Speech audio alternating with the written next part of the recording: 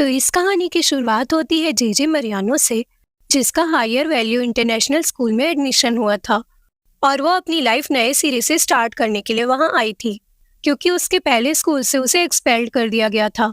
वो स्कूल का कैंपस देखकर खुश होती है। जेजे रिसेप्शन में जाके पूछती है कि उसकी क्लास कौन सी है, लेकिन वहां खड़े लड़का और लड़की ने एक अजीब सा रिएक्शन देते हुए उससे कहा कि तुम्हें सेक्शन ई में डाला गया है।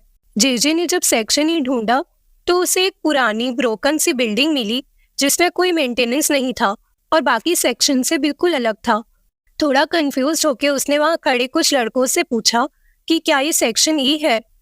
तो उस ग्रुप का लीडर, जिसका नाम कीफर था, उसने गुस्से में कहा ये सेक्शन ई नहीं है और जेजे को वहां से जाने को कहा, जिससे जेजे वहां से चली जाती है और गलती से दूसरे सेक्शन पहुंच जाती है, जहां उसे एक लड़की बताती है कि ये सेक्शन ई नहीं है।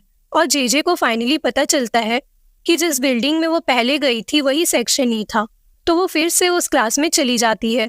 इस बार टीचर क्लास ले रहे होते हैं। जैसे ही जेजे क्लास में एंटर करती है, वो शॉक्ड हो जाती है क्योंकि क्लास में सिर्फ लड़के थे। जेजे इस सेक्शन में इकलौती लड़की है।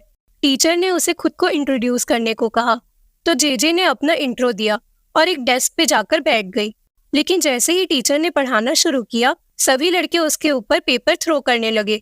अब लंच टाइम पे जब जेजे लंच करने बैठती है तो उसका खाना भी वो लोग चुरा लेते हैं। और जब एक टीचर ने उन्हें अपना क्लास क्लीन करने को बोला तो सारे लड़के जेजे को क्लासरूम में बंद करके चले जाते हैं, जिससे उसे रूम अकेले क्लीन करना पड़ता है। रूम क्लीन करते वक्त जेजे को एक लॉकर मिलता है जिसमें एला लिखा होता है। जेजे सोचती है कि इस सेक्शन में तो सिर्फ लड़के हैं, तो ये एला कौन है। लड़कों का सिंपल प्लान था कि वो जेजे को इतना बुली करे कि वो ब्रेक डाउन होकर खुद ही सेक्शन ही छोड़कर चली जाए। लेकिन जेजे स्ट्रांग थी। वो सीधा कीफर को वार्न कर देती है कि अगर वो उसके रास्ते में आया तो वो उसका बुरा हाल करेगी। और फिर उसने बोला कि ये सब तुम एला की वजह से कर रहे हो ना, जिससे पूरा क्लास साइलेंट और शॉक्ड हो जाता है। और कीफर को और गुस्सा आ जाता है और वो जेजे से कहता है कि तुम्हें ये कहने पर रिग्रेट होगा। अब हम देखते हैं कीफर अपने दोस्त यूरी से बात कर रहा होता है और वो कहता है कि मैं जेजे को किसी भी हाल में सेक्शन ई से निकाल कर रहूंगा, जिसके लिए उसके पास एक आइडिया है। और वो कहता है कि he will make her fall for him and then he will break her heart.